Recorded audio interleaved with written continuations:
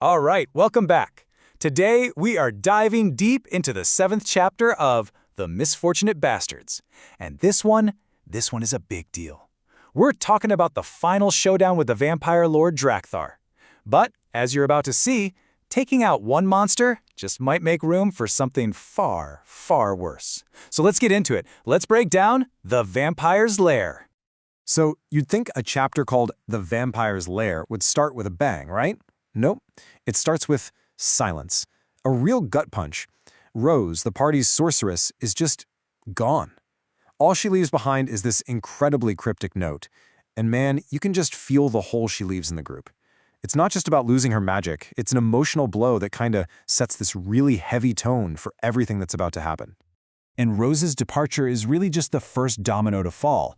It kicks off this massive shift for the whole party. I mean, one person leaves, but another gets this deliverance they've been waiting for, and it's a moment that's going to completely reshape the group right down to the very core of their power. Okay, so remember Rothan? He's been dealing with this awful, awful vanishing plague for chapters now, just slowly fading away. Well, he is finally cured. He's in the Church of St. Cuthbert, and boom, divine light just washes over him and purges the curse. Think about that for a second. This thing that was literally threatening to erase him from existence, it's just gone. He's whole again. So you'd think he'd be celebrating, right? Finally free. But is he? Freedom from one kind of darkness. Does that just open the door to another? Because that very same night, Rothan makes a choice. He's looking out at the city, thinking about everything they've been through and everything that's still coming for them. And he decides his old strength just isn't going to cut it.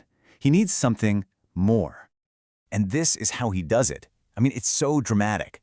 He feels completely backed into a corner, terrified of what's next. So he lights a single candle. It's this ancient signal to the guild. And boy, do they answer. He gets yanked out of his reality and into this secret Crimson Hall. And there he makes a deal.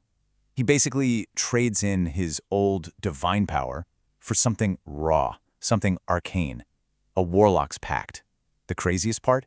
He comes back. And it feels like only a few moments have passed, but he is a totally different person.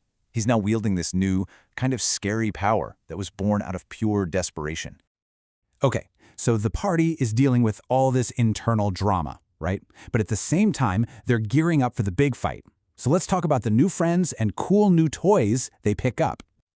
So, while all this is going on, Indy is at a shop, and she finally gets this mysterious red gem she's been carrying around identified. And it's not just some pretty rock, it's the Gem of Night.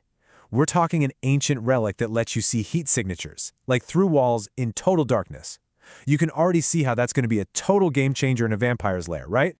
But of course there's a catch. There's always a catch. The shopkeeper gives this super ominous warning. He's like, hey, this thing is cruel. It's going to test you. It literally burns your flesh if it thinks you're unworthy. So you have to master it or it's going to master you. And Indy, being Indy, is like, challenge accepted. She's ready to see if she's got what it takes.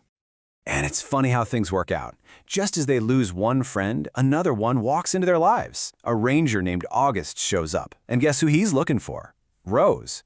When he finds out she's gone and what the party is up against, he just offers up his bow to their cause. And a skilled ranger is exactly what they need right now. His arrival really feels like a turning point. All right, the stage is set. 2 days later, this new reforged party heads back down into those dark caverns. It's time for the final showdown. Let's get into the Vampire Lord's welcome. So they're deep down in the caverns, and you can just imagine the air. It's getting thick. It smells like damp stone and something else. Old blood. They finally get to this huge iron-bound door, and it's just cold to the touch. The barbarian, Garth, shoulders it open, and this wave of stench just rolls out over them. Ugh. And there he is, inside the vampire lord himself, Drakthar.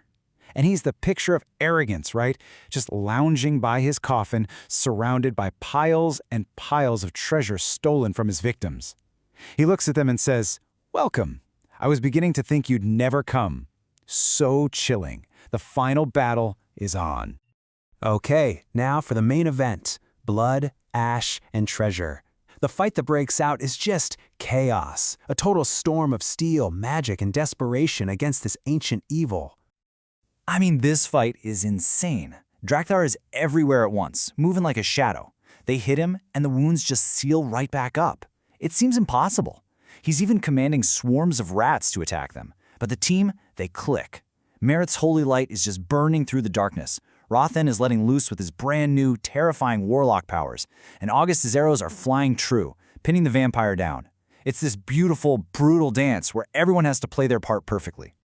And then comes the moment. Drakthar is moving in to finish off Rothan, and that's when Garth, the barbarian, just goes all in. One massive, furious swing of his weapon, and Drakthar's head is gone, decapitated. And there's no scream, no dramatic final words. The vampire's body just disintegrates into ash before it can even fall.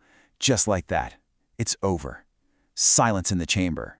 So the dust settles, or, well, the ash settles, and the party looks around. And they are surrounded by treasure. I'm not talking a few gold pieces. We are talking thousands of coins.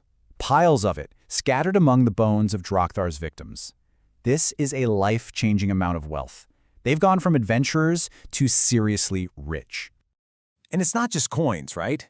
They find all sorts of incredible stuff in the hoard. Rare weapons, jeweled relics, even these beautiful instruments. And check this out. There's a silver flute that seems to be playing this faint, ghostly tune all by itself.